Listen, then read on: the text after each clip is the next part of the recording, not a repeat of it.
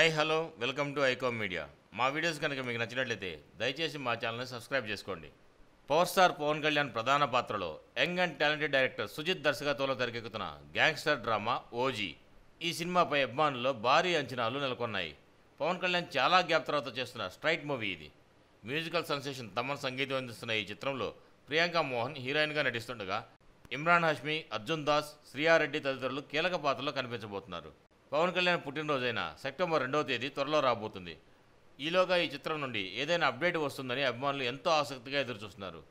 అయితే ఈ చిత్రం నుండి ఫస్ట్ సింగిల్ రిలీజ్ కానున్నట్లు సమాచారం. దీనిపై ఇంకా అధికారిక ప్రకటన రావాల్సి ఉంది.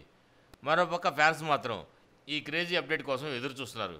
ఎలాంటి అప్డేట్ వచ్చినా సోషల్ మీడియాని షేక్ చేయాలని, బాగా సెలబ్రేట్ చేసుకోవాలని భావిస్తున్నారు.